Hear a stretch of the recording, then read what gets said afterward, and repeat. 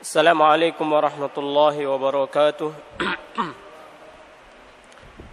إن الحمد لله نحمده ونستعينه ونستغفره ونعوذ بالله من شرور أنفسنا ومن سيئات أعمالنا من يهده الله فلا مضل له ومن يضلله فلا هادي له أشهد أن لا إله إلا الله وأشهد أن محمدا عبده ورسوله يا أيها الذين آمنوا اتقوا الله حق تقاته ولا تموتن إلا وأنتم مسلمون يا أيها الناس اتقوا ربكم الذي خلقكم من نفس واحدة وخلق منها زوجها وبث منهما رجالا كثيرا ونساء واتقوا الله الذي تساءلون به والأرحام إن الله كان عليكم رقيبا يا أيها الذين آمنوا اتقوا الله وقولوا قولا سديدا يصلح لكم أعمالكم ويغفر لكم ذنوبكم ومن يطع الله ورسوله فقد فاز فوزا عظيما أما بعد رب اشرح لي صدري ويسر لي أمري واحلل عقدة من لساني يفقهوا قولي. Jamaah pengajian yang dimuliakan oleh Allah Subhanahu wa taala. Pada malam hari ini insyaallah kita akan mengkaji surat Ali Imran mulai dari ayat yang ke-123 ke 103. A'udzu billahi minasyaitonir rajim. Wa'tasimu bihablillahi jami'an wa la tafarraqu wadhkuru ni'matallahi 'alaykum idh kuntum a'da'an fa'alafa baina qulubikum فأصبحتم بنعمته إخوانا وكنتم على شفا حفرة من النار فأنقذكم منها كذلك يبين الله لكم آياته لعلكم تهتدون.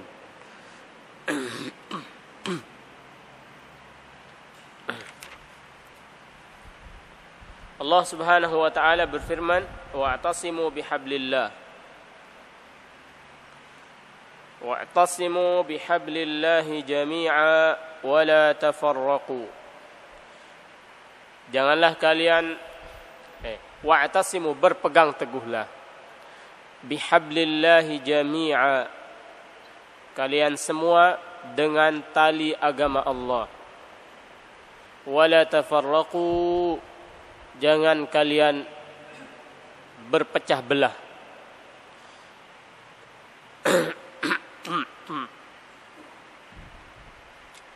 Wa'tasimu bihablillahi jami'an wa la tafarraqu.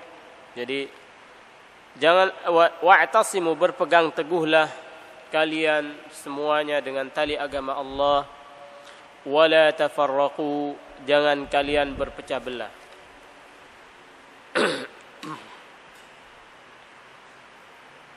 Wa'tasim berpegang teguhlah bihabl dengan tali. Ini dalam bahasa Arab namanya isti'arah. Menggunakan kata sindiran atau majaz. Isti'arah. Apa yang dimaksud dengan habl di sini? Yang dimaksud dengan habl adalah Al-Qur'anul Karim, Al-Islam, As-Sunnah. Jadi berpegang teguhlah dengan Al-Quran, berpegang teguhlah dengan agama Islam, berpegang teguhlah dengan Sunnah, berpegang teguhlah dengan ajaran Nabi kalian. Jadi habl. Kenapa dikatakan habl? Ya, habl itu, tali itu fungsinya untuk menyambung, silah. Silah menyambung atau mengikat.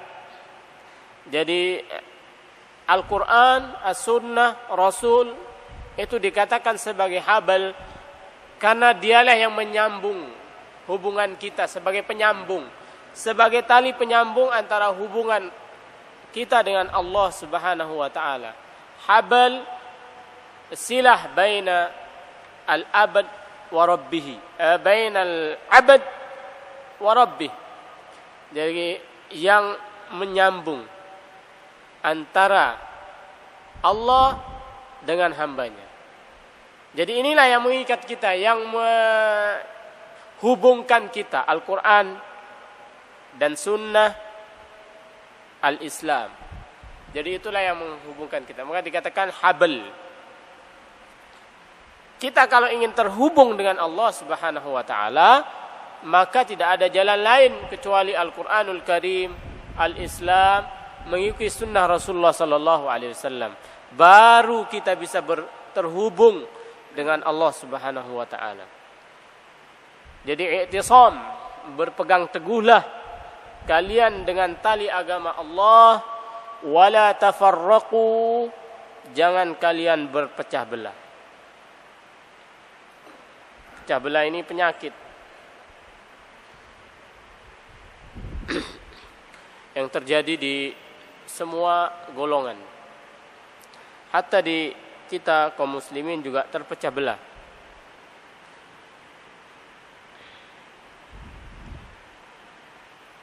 Wala tafarraqu.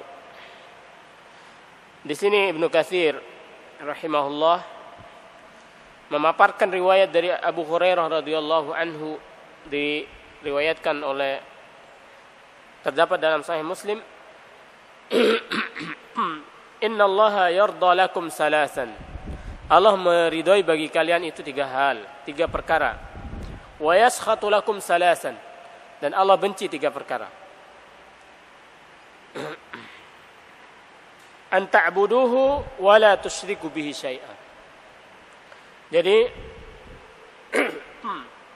kalian menyembah Allah Subhanahu wa taala dan kalian tidak mensekutukannya. Wa an ta'tasimu bihablillahi jami'a wa la tafarraqu. Jadi kalian berpegang teguh dengan tali agama Allah dan jangan kalian berpecah belah. Wa an tunasihu man wallahu Allahu amrakum, dan kalian menasihati orang yang telah diangkat oleh Allah Subhanahu wa taala sebagai pemimpin kalian. Wa yaskhat salasan, dan Allah benci 3 hal. Kasratus su'al, idha'atul mal. Banyak bertanya dan suka menghambur-hamburkan hartanya. Maksudnya membuang atau membazirkan hartanya, menginfakkan atau membelanjakan hartanya tidak di jalan ketaatan kepada Allah Subhanahu wa taala. Kalau dia berinfak banyak untuk jalan dakwah, itu bukan arti menyia-nyiakan harta, malah bagus, akan semakin ditambah oleh Allah Subhanahu wa taala. Ma naqasa malun min shadaqah. Harta itu tidak akan berkurang karena sedekah. Jadi tidak ada namanya dia itu membazirkan hartanya di jalan Allah. Enggak ada. Jadi berpecah belah ini sesuatu yang dibenci oleh Allah Subhanahu wa taala. Berpegang teguh dengan tali agama Allah sesuatu yang dicintai oleh Allah Subhanahu wa taala. Wa'tasimu bihablillahi jami'an wa la tafarraqu. Kalau Ibnu Katsir menjelaskan di sini, hablillah itu ahdullah, perjanjian Allah. Perjanjian Allah, ya kita beriman kepada Allah, mengimani Al-Qur'an, mengimani Rasulullah sallallahu alaihi wasallam. Wadhkuru ni'matallahi 'alaikum idh kuntum a'da'an fa'alafa baina qulubikum fa asbahtum bi ni'matihi ikhwana. Wa kuntum ala syafa hufratin minan nari fa anqadhakum minha. Ini ayat ini, wadhkuru, ingatlah kalian. Ini ditujukan kepada secara khusus ya. Pada waktu itu ditujukan kepada kaum Ansar yang terdiri dari 2 kelompok itu, Al-Aus wal Khazraj. 2 kubu ini, 2 kelompok ini pada zaman jahiliyah sebelum datangnya Islam itu saling bertikai. Selama kurang lebih 100 tahun. Lebih dari 100 tahun mereka berperang. Sudah banyak yang terbunuh di antara kalian. Pada saat itu, ketika mereka sudah dalam pangkuan Islam, bersatu. Nah, ini ada seorang Yahudi yang tidak ingin melihat, ya semuanya ya, tidak ingin, orang-orang Yahudi tidak ingin melihat kaum muslimin bersatu. Tidak ingin melihat kaum muslimin bersatu. Maka salah seorang dari mereka melakukan provokasi. Jadi Yahudi ini, saya lupa namanya, dia memprovokasi 2 kubu ini, berusaha membangkitkan ingatan kaum muslimin dari Aus dan Khazraj tentang peperangan terakhir yang terjadi, perang Bu'as namanya, perang terakhir di antara mereka. Ini dibangkitkan ingatan mereka oleh ini si Yahudi ini. Akhirnya mereka terprovokasi. Hampir saja terjadi perang di antara mereka, padahal mereka sudah memeluk Islam. Kalau tidak Rasulullah SAW segera datang kepada mereka, memperingatkan mereka, sehingga mereka sadar dan menangis kemudian saling berpelukan. Jadi mereka ini kaum Aus dan Khazraj berperang selama 120 tahun. Kemudian datanglah Islam, datanglah Rasulullah SAW kepada mereka. Mereka disatukan oleh Islam, disatukan oleh Allah Subhanahu wa taala dengan Islam, dengan Rasulullah SAW. Mereka bersatu. Maka Allah Subhanahu wa taala mengatakan dalam ayat ini, "Wadhkuru", ingatlah kalian nikmatallahi alaikum, nikmat Allah kepada kalian. Apa itu? Idz kuntum a'da, ketika kalian bermusuhan masa jahiliyah itu, fa'allafa baina qulubikum, Allah satukan hati kalian. Jadi Allah yang menyatukan hati kalian.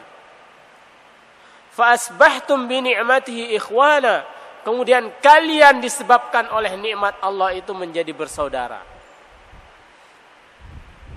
Wa kuntum ala syafa hufratin minan nar, dulu kalian berada di pinggir api neraka, lubang api neraka, berada di pinggir. Ya. Artinya sudah sangat dekat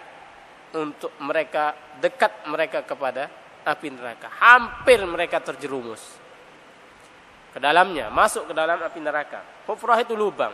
Syafa itu artinya torf, pinggir. Berada di pinggir jurang api neraka gitu.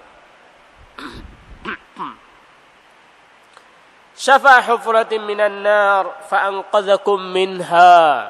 Kemudian Allah Subhanahu wa taala menyelamatkan kalian dari api neraka. Para jemaah yang dimuliakan oleh Allah Subhanahu wa taala, dalam ayat ini Allah Subhanahu wa taala menyebutkan dua nikmat yang diberikan kepada kaum muslimin,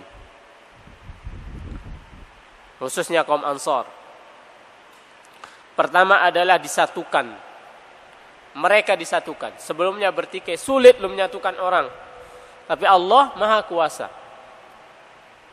Harta tidak bisa menyatukan orang. Satu tapi sebentar saja. Tapi dalam hatinya itu saling menunggu kesempatan. Jabatan, tahta, wanita, semuanya itu tidak bisa, dunia ini tidak bisa menyatukan. Yang menyatukan hati itu adalah Allah Subhanahu wa taala melalui perantara Islam. Al-Quran inilah yang menyatukan kita, yang mentautkan hati kita. Karena kita sama-sama beriman, maka kita saling mencintai dengan orang yang bukan satu kampung dengan kita, bukan satu negara dengan kita, bukan satu ras dengan kita, bukan satu warna kulit dengan kita. Tapi karena ada cahaya iman, sehingga bertemulah, saling mengasihi di antara kita. Allah tanamkan itu rasa sayang. Dulu mereka ini saling membunuh. Setelah Islam datang, saling mencintai, saling tolong menolong dalam kebaikan. Kaum Ansar sebelum Islam datang. Jadi ingatlah itu. Itu nikmat Allah yang pertama bagi mereka. Khususnya kaum Ansar. Disatukan, ini nikmat yang luar biasa. Kita mau menyatukan orang sulitnya luar biasa, satu orang saja. Ini satu kaum, satu suku.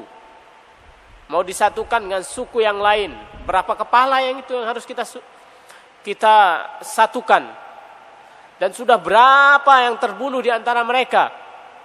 Ada keluarganya, ada anaknya yang terbunuh, ada kakeknya, ada bapaknya yang terbunuh. Mau dikemanakan darah itu?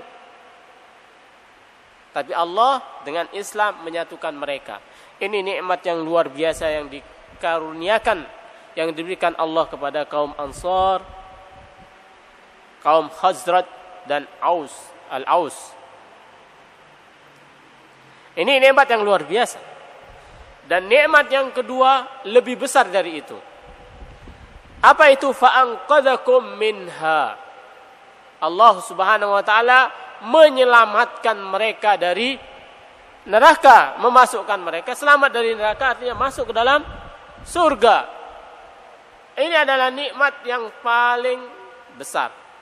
Ketika kita diselamatkan dari neraka, itu nikmat yang sangat luar biasa.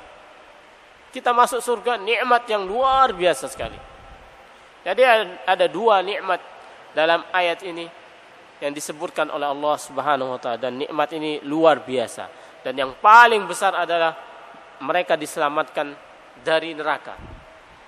Il kuntum a'da'an fa'alafa baina qulubikum fasbahtum bi ni'matihi ikhwana wa kuntum ala syafa hufrah, hampir saja masuk neraka karena kekafiran mereka. Kemudian Allah selamatkan dengan iman. Jadi wa kanu ala syafa hufrah, mereka dulu berada di pinggir api neraka, itu lubang api neraka, bisababi kufrihim, karena kekafiran mereka. Kemudian Allah jauhkan mereka, Allah berikan petunjuk kepada mereka kepada jalan keimanan. Mereka beriman kepada Allah, beriman kepada Rasulullah sallallahu alaihi wasallam, menjadi pembela Rasulullah sallallahu alaihi wasallam, dikenang sepanjang zaman. Mereka generasi terbaik.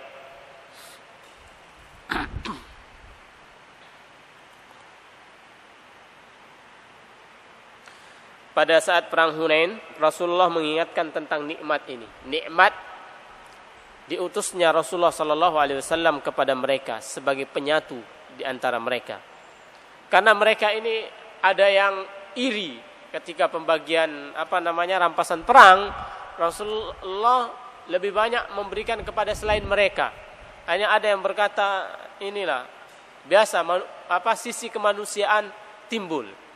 Namanya juga manusia ya, kaum para sahabat juga manusia, terkadang sisi kemanusiaan timbul. Kenapa mereka dikasih lebih banyak? Kita yang duluan beriman, berjuang kok dikasih sedikit. Tapi yang patut dicontoh adalah sisi kemanusiaan itu timbul. Tapi ketika diperingatkan, mendengarkan peringatan itu, langsung cepat mereka bertaubat, cepat mereka kembali kepada Allah dan Rasulnya. Tidak kayak kita, berapa kali nasihati, gak mempan-mempan. Mereka sisi kemanusiaannya timbul, tapi ketika diberikan peringatan, langsung kembali kepada Allah, kembali kepada Rasulullah sallallahu alaihi wasallam. Rasulullah sallallahu alaihi wasallam berkata kepada mereka ketika mendengar hal itu, "Ya ma'syara Ansar, wahai kaum Ansar, alam ajidkum dullalan fahadakumullahu bi." Tidakkah dulu aku menemukan kalian tersesat dalam kejahilian, dalam kekafiran? Fahadakumullahu bi. Kemudian Allah Subhanahu wa taala memberikan petunjuk kepada kalian melalui perantaraku. Allah Subhanahu wa taala memberikan petunjuk kepada kalian melalui perantaraku, kata Rasulullah sallallahu alaihi wasallam.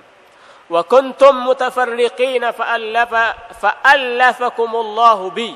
Dulu kalian berpecah belah, tapi Allah Subhanahu wa taala menyatukan hati kalian melalui perantaraku juga. Disebabkan Rasulullah, Allah mengutus Rasulullah kepada mereka sehingga disatukan hati mereka di bawah bimbingan Rasulullah sallallahu alaihi wasallam. Mereka tersesat dalam kekafiran dan kejahilian. Allah Subhanahu wa taala memberikan mereka petunjuk melalui perantara Rasulullah sallallahu alaihi wasallam. Allah satukan mereka melalui perantara Rasulullah sallallahu alaihi wasallam. Wa 'alatan fa'agnakumullah. Dulu mereka itu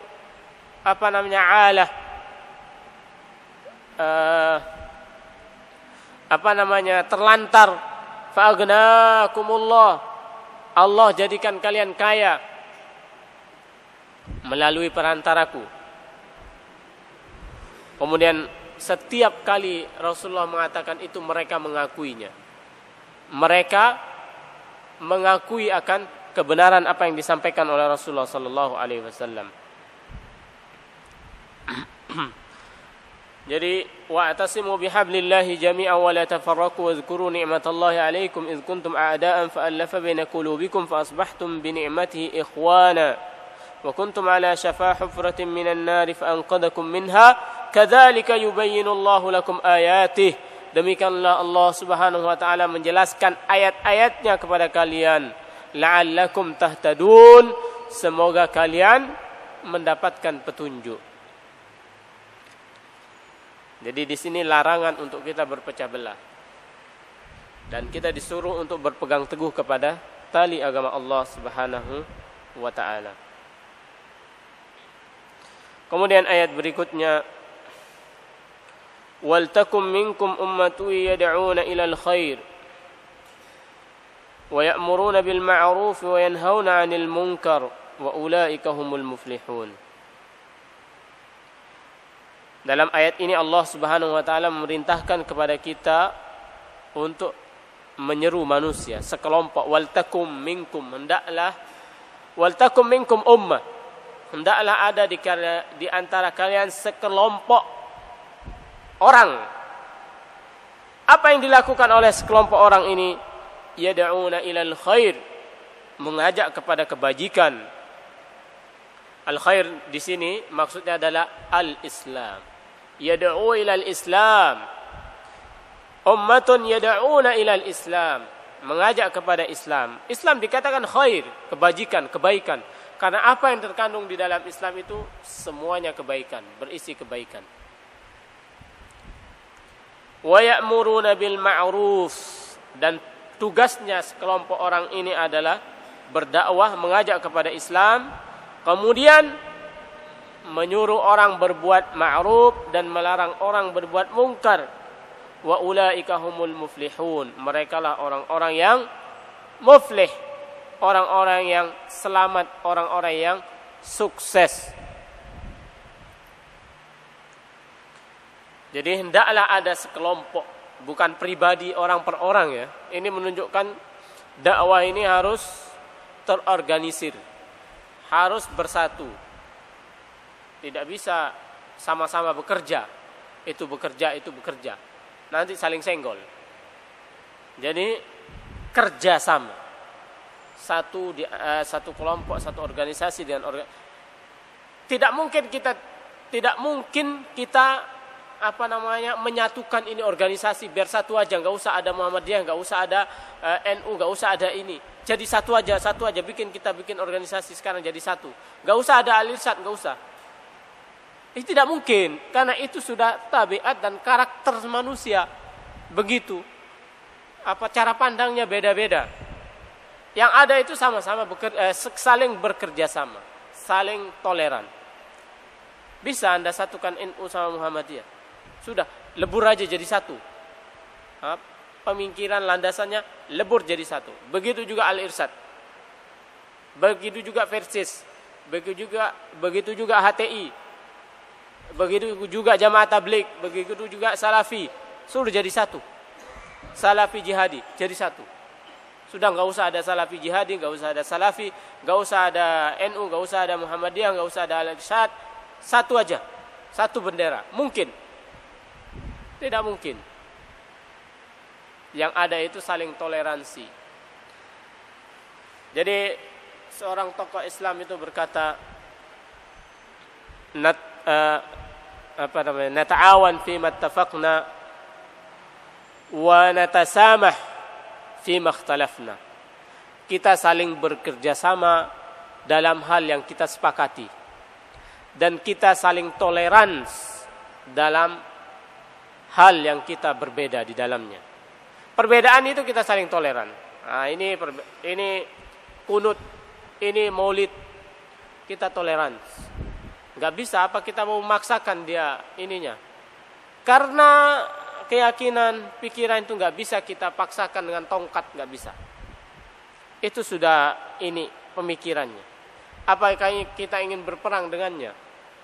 Memaksakan keyakinan. Tidak ada jalan lain, kita toleran. Ini kunut, kita paksakan tidak boleh kunut. Gak bisa. NU suruh tidak boleh kunut, ngamuk. Muhammadiyah suruh kunut, gak mau. Jadi itu sudah ini perbedaan yang sudah ada saat zaman Rasulullah sallallahu alaihi wasallam. Ketika para sahabat Rasulullah, teksnya jelas. Janganlah kalian sholat kecuali setelah kalian sampai kepada Bani Quraidah. Ini pada perang Ahzab. Ini teksnya jelas, didengarkan langsung oleh para sahabat di depan penuturnya. Artinya apa? Teks ini didengarkan langsung oleh sahabat yang paham bahasa Arab, didengarkan yang menuturkan orang yang fasih berbahasa Arab, Rasulullah sallallahu alaihi wasallam. Tapi kenapa berbeda pendapat para sahabat? Ketika dalam perjalanan, jangan kalian sholat asar kecuali kalian setelah sampai ke Bani Quraidah. Dalam perjalanan, azan berkomandang, artinya masuk waktu asar. Dua pasukan ini berbeda pendapat. Tadi dia bilang Rasulullah, kita tidak boleh sholat asar kecuali di Bani Quraidah. Kalau kita sholat di Bani Quraidah berarti sholat asar kita telat. Yang lain, kita harus sholat asar di sini. Karena azan asar waktu asar sudah masuk. Itu teksnya tadi, Rasulullah itu maksudnya kita disuruh segera. Bergegaslah kalian ke Bani Quraidah. Itu maksud teksnya. Yang lain enggak. Lebih kepada apa? Lebih kepada zahir teksnya, bahwasanya kita mau masuk waktu asar tidak masuk, yang penting kita harus sholat asar di Bani Quraidah. Beda pendapat. Padahal itu penuturnya ketemu dengan penuturnya langsung. Berbeda pendapat. Apalagi kita ketemu teksnya tok, tidak ketemu sama penuturnya, ya. Bagaimana tidak berbeda pendapatnya? Jadi ada hal yang kita harus toleran, ada hal yang tidak yang tidak bisa kita toleransi. Artinya dalam istilah Arabnya itu ada namanya sawabit wal mutaghayyirat. Suatu yang tetap dan suatu yang berubah-ubah. Ini tidak bisa diubah-ubah ini. Ini sesuatu yang berubah-ubah. Artinya di sini orang boleh berbeda, di sini orang tidak boleh berbeda.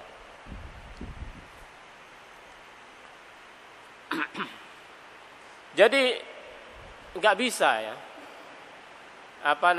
Kita paksakan orang menjadi satu organisasi.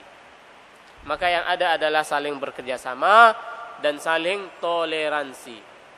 Karena pada saat ini kondisi kita sangat parah. Masa kita harus saling gebuk sesama saudara sementara musuh itu sudah menyerang kita di mana-mana. Musuh itu pintar.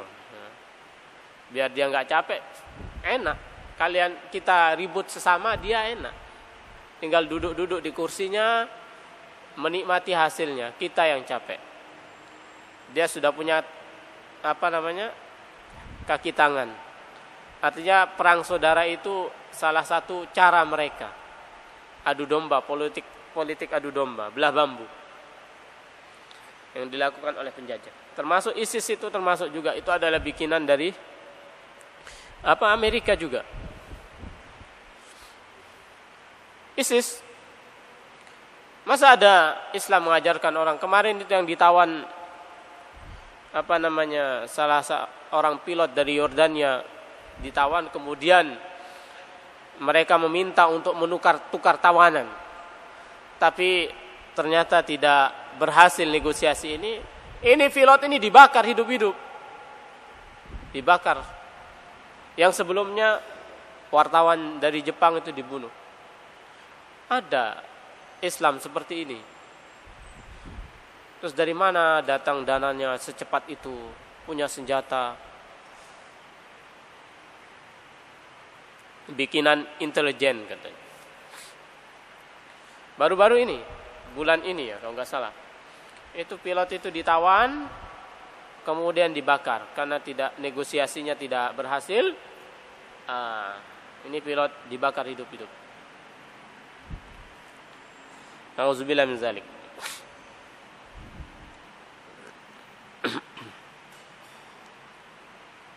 Jadi wal takum minkum ummatu yad'una ilal khair. Ummah itu sekelompok. Gak bisa satu orang. Harus terorganisir, rapi. Kata Ali itu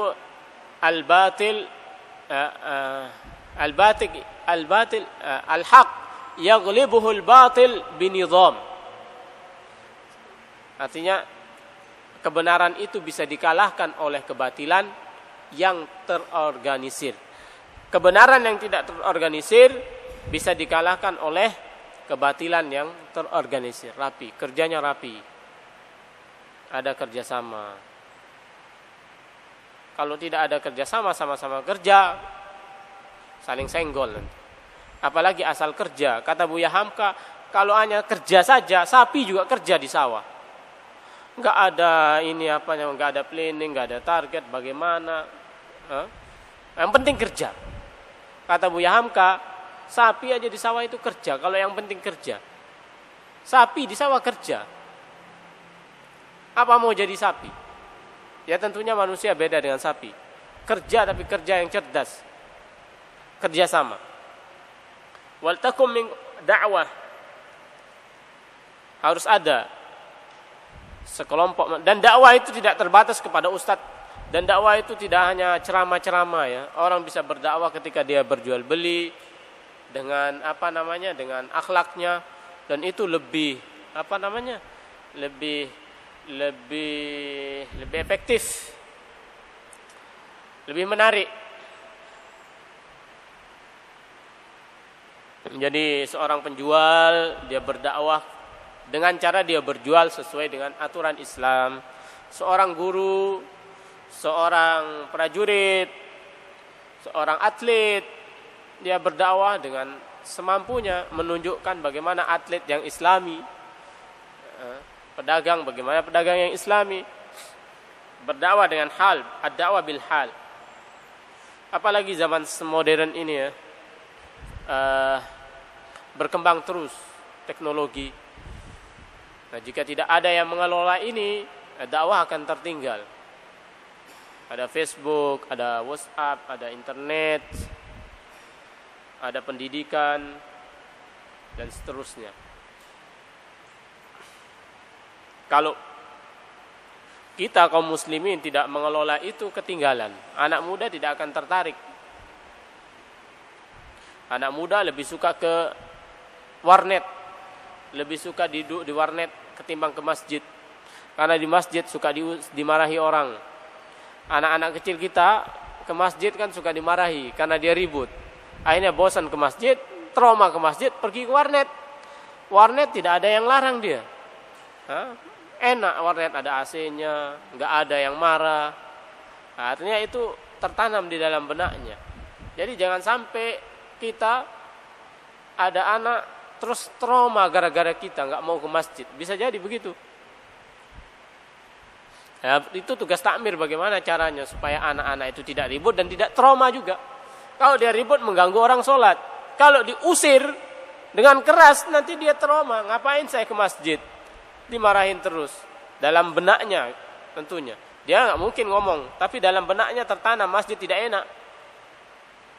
Lebih enak ke warnet. Jadi itu tugas kita bersama. Tugas takmir bagaimana memfasilitasi. Wal takum minkum ummatu yad'una ilal khairi wa ya'muruna bil ma'ruf wa yanhauna 'anil munkar wa ulaika humul muflihun. Para hadirin yang dimuliakan oleh Allah Subhanahu wa taala, mungkin kita cukup sampai ayat yang ke-104 ini tentang kewajiban melakukan dakwah, mengajak kepada Islam, menyeru kepada kebajikan. Nah, ini yang sulit ini, ya'mur bil ma'ruf wa yanhauna 'anil munkar, tidak mudah. Melarang orang ini butuh kekuatan, butuh keberanian. Orang ini banyak kita lihat penyimpangan di rumah kita, di sekeliling kita, di RT kita, di masjid. Nah, butuh keberanian untuk menegur. Sekedar menegur aja masih ragu-ragu. Jadi ya'mur bil ma'ruf wa yanhauna 'anil mungkar. Mungkaran merajalela. Anak-anak yang suka nongkrong-nongkrong di pinggir jalan, pacaran yang tidak, baju yang tidak senonoh, sampai ke masjid. Yang kita heran itu ke masjid kok pakaiannya seperti itu. Banyak anak muda, laki-laki, yang pakaiannya itu pakaian sampai pinggang. Jadi dia kalau sujud, ya kelihatan apa yang tidak harus kita lihat. Lah ke masjid mau memamerkan ototnya atau mau apa? Ke masjid untuk sholat, bukan untuk pamer otot, bukan tempat memamerkan otot. Jadi pakailah pakaian yang sesuai dengan masjid.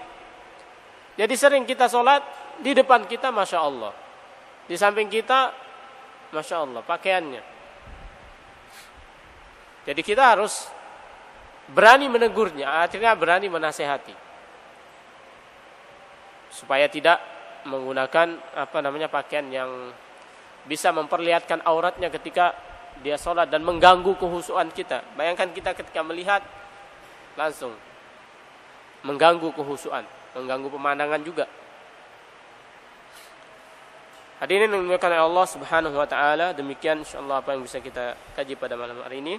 Semoga bermanfaat, bisa menjadi petunjuk dalam kehidupan kita sehari-hari. Subhanakallahumma bihamdika asyhadu an la ilaha illa anta astaghfiruka wa atubu ilaika. Assalamualaikum warahmatullahi wabarakatuh.